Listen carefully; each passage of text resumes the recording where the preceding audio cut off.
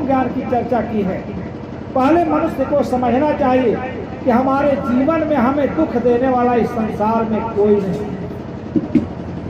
जो कुछ हमारे जीवन में दुख है, सुख है, आनंद है, मंगल है, आनंद है, आमोद प्रमोद है, उस सब के कर्ता हम स्वयं हैं। आज सारे सदग्रंथ में चर्चा की गई है कि अगर मनुष्य इस सृष्टि में मनुष्य हो गया होता तो स्वर्ग शायद पृथ्वी पर उतर गया होता। लेकिन आज धर्म विमुख होने के कारण, धर्म से दूरी बढ़ाने के कारण, धर्म के सार तत्व को न समझने के कारण आज सभी का जीवन दुखमय हो गया है। साहब ने कहा ये अद्भुत संयोग है, बड़ा सुंदर संयोग है। एक मनीषी का एक मंगल भजन आप लोग गाइए, उसके बाद अपने विषय को हम आगे बढ़ाएंगे। आज प्रदीप बाबू के घर उनके पिताश्री के पुरुषार्थ के बदौलत आज इतना सुरम्य वातावरण बना है।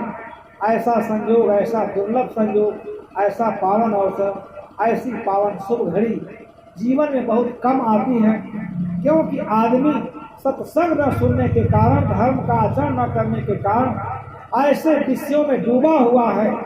माया मोह ऐसे पदार्थों में अपने जीवन को, ऐसे विषयों में अपने जीवन को पतित कर रहा है, नष्ट कर रहा है। ये सब कुछ छोड़ करके सदा के लिए यहाँ से चला जाएगा। और जिसमें इतना उसको मोह है, न पुत्र साथ जाएगा, न परिवार साथ जाएगा, न धन साथ जाएगा, केवल और केवल हमारे अच्छे और बुरे कर्मों के संस्कारों की मोटरी को लेकर यहाँ आदमी यहाँ से चला जाता है। इसलिए सारे सदग्रंथों में, सारे मनुष्यों ने सबको एक संदेश सुनाया। हर आदमी अगर केवल मनुष्य बन जाए, मनुष्य बनने के बाद भक्ति करना सहज हो जाता है, मोक्ष प्राप्त करना सहज हो जाता है, बड़ी सरल है। साहब ने अपनी वाणी में कहा है, अरब खरब ले दरब है, उदय अस्तले राज, भक्ति महात्म नाथ ले, सब कौने काल। देवियों ध्यान देना, आप लोगों का बड़ा गहरा रुचि होता है। किसी भी सभा सोसाइटी का शोभा आप ही लोग बढ़ाती हैं, क्योंकि आप में बड़ी उत्कट अभिलाषा होती है चीजों को समझने के लिए कि संसार में सब कुछ हो। साहब ने अपनी वाणी में कहा, अरब खरब ले दर्ब हो, उदय अस्त का राज हो आपके पास, लेकिन केवल भक्ति भाव न हो। भक्ति वह आभूषण है। जैसे हम अच्छा कपड़ा पहन करके, अच्छा गहना पहन करके, सम्मान पा करके हम गौरवान्वित महसूस करते हैं, इसी प्रकार से भक्ति को धारण करने वाला व्यक्ति का जीवन, चरित्र, आचरण, अंतःकरण, उसके सारे कर्म, सारे संस्कार, सारे सुंदर, उसका सारा व्यवहार इतना सुंदर हो जाता है, इतना मृद हो जाता है, इतना कोमल हो जाता है, उसी को हंस कहा गया है। भक्ति करने से आदमी अपने हंस दशा का उसे प्राप्त होता है। इसलिए साहब ने कहा, गोस्वामी जी ने, रामायण आप सभी लोग पढ़ते हैं, संपूर्ण श्रीमद् भागवत में केवल भक्ति के लिए इतनी प्रेरणा दी गई है कि आदमी के पास केवल एक भक्ति एक ऐसा साधन है, चाहे कितना भी वो अपवित्र हो, कितना पापी हो, कितना मलिक्स हो, कितना दूषित कर्म किया हो, माया मोह के प्रगाढ़ निद्रा में सोया हुआ व्यक्ति भी अगर केवल भक्ति के पथ पर अग्रसर हो जाए, भक्ति करने लगे, उसके जीवन में जैसे उसका जीवन फूल खिलने पर सबको अपनी तरफ आकर्षित कर लेता है अपने दिव्य सौंदर्य से, इसी प्रकार से भक्ति करने वाले जीवन का व्यक्ति जो भक्ति करता है उसका जीवन इतना सुंदर हो जाता है, फूल के तरह से खिला रहता है। उसके शुभ संस्कारों की चारों तरफ चर्चा होती है, दिग दिगंतर में उसके अच्छे कर्म, उसके अच्छे संस्कार, उसके अच्छे विचारों का सब जगह बिना फैलाए सुगंध की तरफ चारों तरफ फैलता है। भक्ति से आदमी को जस कृति हर एक की दुर्लभ दुर्लभ कामनाओं की प्राप्ति होती है।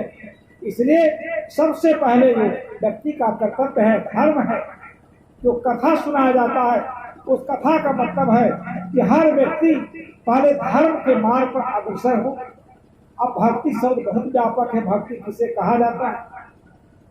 अनेक लोग भक्ति करते हुए भी भक्ति नहीं कर पाते, तीर्थ करते हुए तीर्थ का मतलब नहीं जानते हैं, दान देते हुए भी दान का मतलब नहीं जानते हैं। इसलिए संसार में सब कुछ जान के करना चाहिए।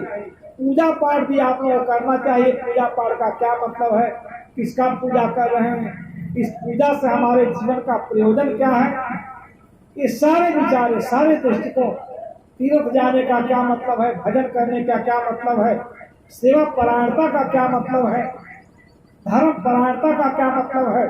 धर्म वह वस्तु है जो व्यक्ति के जीवन को एकदम खुशबू से भर देता है, दिव्य सौंदर्य प्रदान करता है, मानवीय सद्गुणों को प्रोत्साहित करता है। भक्ति विमुख व्यक्ति का जीवन ऐसे है जैसा सड़ा हुआ फल हो। जिसके जीवन में भक्ति नहीं है, हर आदमी उसके अंदर इतने गंदे संस्कार प्रवेश कर जाते हैं, चोरी, झूठ, हिंसा, हत्या, बेईमानी। आज समाज की क्या दशा। इसलिए हमारे एक पथिक जी के भजन से अपनी बात को आगे बढ़ाते हैं, अपने प्रसंगों को। क्या कहा, बड़ी सुंदर भजन उन्होंने गाया है। वह भजन हर आदमी की हृदय को, अंतर चेतना को छू जाती है कि मानव जीवन की महिमा क्या है, मानव जीवन की गरिमा क्या है, उसका गौरव क्या है। मानव इस मुख का शोभा पान खाना नहीं है, झूठ बोलना नहीं है, निंदा करना, चुगली करना नहीं है। इस मुख से जब हो, यथासंभव हो, हम पवित्र वाणी बोलें, शुभ वाणी बोलें, सबके लिए कल्याण की बात बोलें। लेकिन आदमी ज्ञान के अभाव में इस वाणी को क्या करता है, इतना मलिन वाणी बोलता है, वो समझ ही नहीं पाता है। उसके मुख से निकलना चाहिए अमृत, उसके मुख से निकलता है तीर। क्यों? हर आदमी के हृदय को भेद देता है। इसलिए पहला कर्तव्य है आपका, हमारा, सबका, कि पहले हम मीठी वाणी बोलना सीखें। अगर हम मधुर वाणी बोलना सीख गए, लेकिन ये कहाँ से इसकी प्रेरणा मिलेगी, कौन बताएगा। केवल अच्छी बात न बोलने के कारण मनुष्य का जीवन विभर हो जाता है, तमाम प्रकार के विकारों ऐसा विस्तृत करता है, वह दुरात्मा हो जाता है। आदमी की पहली आवश्यकता है कि मीठी वाणी बोले, सबसे सुंदर व्यवहार करे। यही इस जीवन की सफलता है। यह जीवन ही मंगलमय बेला है। आप सभी लोग जानते हैं, हम लोग क्या पता कितने जन्मों की यात्रा करते करते करते भाव यात्रा का भारी पीड़ा, दुख, वेदना सहन करते करते आज हम लोगों का सौभाग्य उदय हुआ। आज मनुष्य का जीवन मिला है, लेकिन ज्ञान के अभाव में इस जीवन काल में काम, क्रोध, विषय, भोग, निंदा, गंदे कर्म करते करते सुख की अभिलाषा से, सुख की अधिकता से अपना सारा जीवन ही पापमय कर्मों में नष्ट कर देता है। उसके पास कोई पाथेय नहीं होता। इसलिए भक्ति वह रत्न है जिसके द्वारा आदमी सत्य के पथ का अनुगमन करता है। जब भक्ति का आश्रय लेता है, भक्ति परायणता हो जाता है जीवन व्यक्ति का, उसका जीवन बहुत सुंदर हो जाता है। भक्ति परायण कैसे होगा? पथिक जी ने यही कहा, यह मानव का जीवन मंगलमय वेला है, पुण्य वेला है। मनुष्य जीवन का एक एक क्षण बहुत मूल्यवान है, इसको व्यर्थ के विषयों में नहीं खोना चाहिए। आप उनके भजन बोलें और आप लोग भी सहयोग करेंगे, आप लोग भी बोलिए। कितना सुंदर और मार्मिक भजन है। मनुष्य देह के गरिमा का कितना सुंदर निरूपण करते हैं। मंगलमय घड़ी आई है कोई जाने न, मंगलमय घड़ी आई है कोई जाने न। बोलिए, कोई कठिन शब्द तो है नहीं। मैं घड़ी आई है कोई जाने न जान, मंगलमय घड़ी आई है कोई जाने न जाने, मंगलमय घड़ी आई है कोई जाने न जाने। जब से दरस भयो गुरुवर से, जब से तरस भयो गुरु मानो परम निधि पाई है कोई जाने न, मानो परम निधि पाई है कोई जाने न जान।